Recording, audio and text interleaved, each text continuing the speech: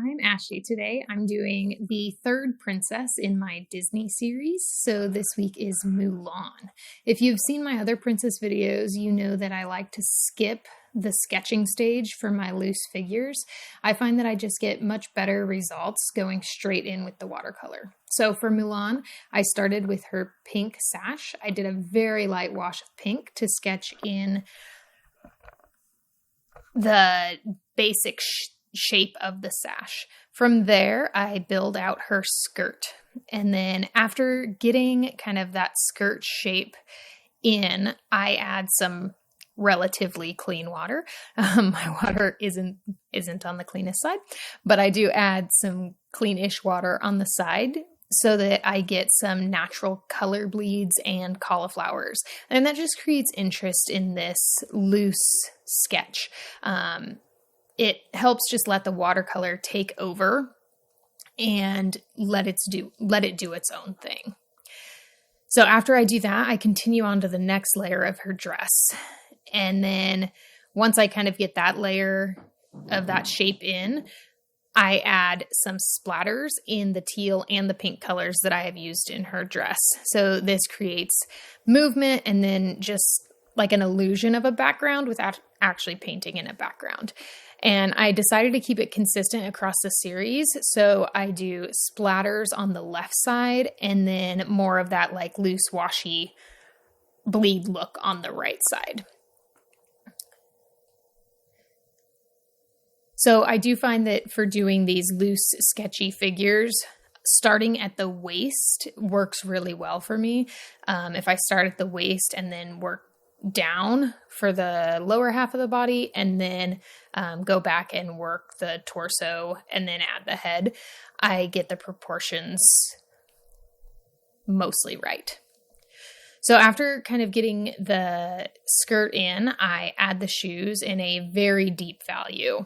And then I just add some clean water-ish, again, cleanish water to the bottom to blend it out. And that is how I created that grounding shadow under her shoes and then, bled it out under her dress as well. It's a really nice way to do that with just getting some nice, juicy, thick paint and then using clean water to let it naturally bleed out. So after doing that grounding shadow, I then begin to paint her top half. So I added in her arm first with a very light wash of blue, and that gave me a landmark for where to place her sword, which I just blocked in next so that I would make sure to preserve that light area. Since the sword is like a silver gray color, I can't paint the gray over the blue. So I needed to get that blocked in first, and then I can start adding in the rest of her torso, working my way around the lighter values of both her sleeve and the sword.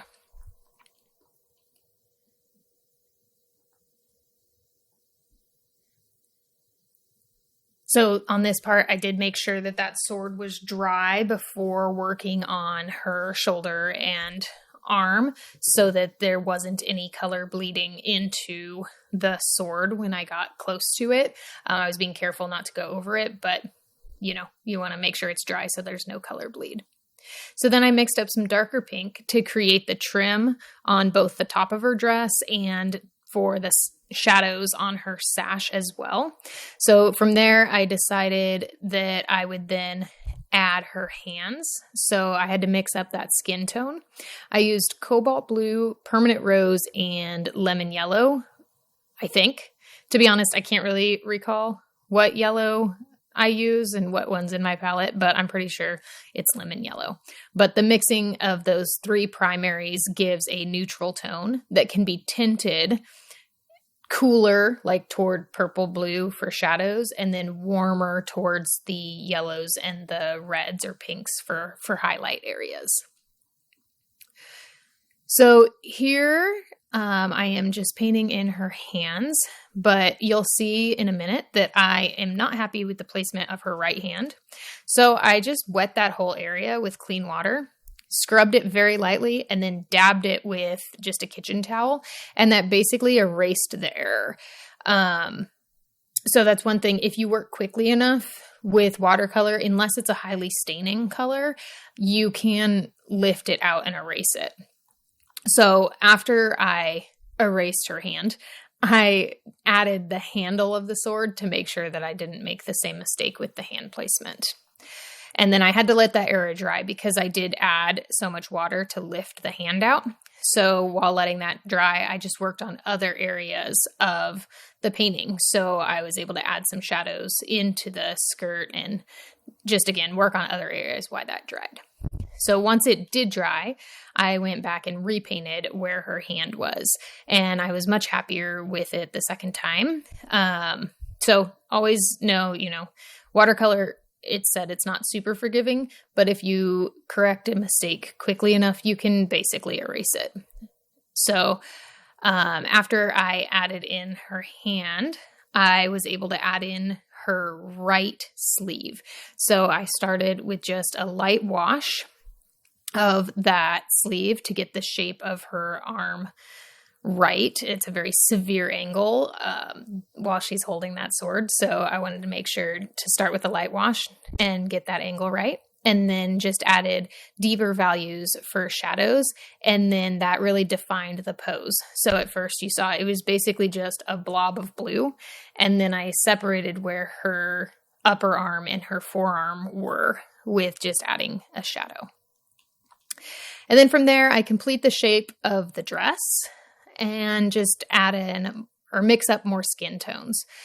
So for her head, I use the same technique as I did for the hands and the dress, really. I start with just a very light wash and block in the basic shape of her head. So I start with the chin and then work my way around. Obviously here, the hair is going to be darker, so it's not a big deal if the shape isn't exactly right on the hairline, but I do kind of use the hairline as a guide. And then I do drop some slightly darker values in to get some very basic shadows while it's wet. So right by her hairline and kind of under her chin, I add those. And then I move on to the hair. So I go with a wash of gray to get the right shape first. I don't want to start super, super dark and opaque with black because her hair is, basically jet black. But if I start with that and I want to change something, it's going to be too dark to try to mess with too much. So I start with the gray, and then once I get the shape how I want it, then I start adding darker values. Once I get it kind of all blocked in, I then can go in with a damp, clean brush and lift out highlights on the hair. So you do want to kind of let it sit for a minute so that it's not super, super wet, because if you go in while it's really wet, then the paint will just kind of blend back into where you lifted out the highlight. But if you wait a few seconds, less than a minute probably, and lift out some highlights, then it won't just blend back in. So while the hair is drying, I did some linear detail on the skirts, and that just kind of demonstrates how the fabric is kind of pulling and stretching and moving. And then I can go back in and add some additional like flyaway hairs and some details around her face, because her face, the skin color is now dry, so it won't bleed into it. While the skin was wet, you didn't want to do any black like flyaway hairs because it would just bleed out. For the final touches, I just add additional shadows to any area where there isn't enough contrast, and add, again, some more final linear details to the sword, and then just finish off with some final splatters. And that pretty much completes Mulan. So I really hope you enjoyed this demonstration, and check out my channel for even more. Have an awesome day.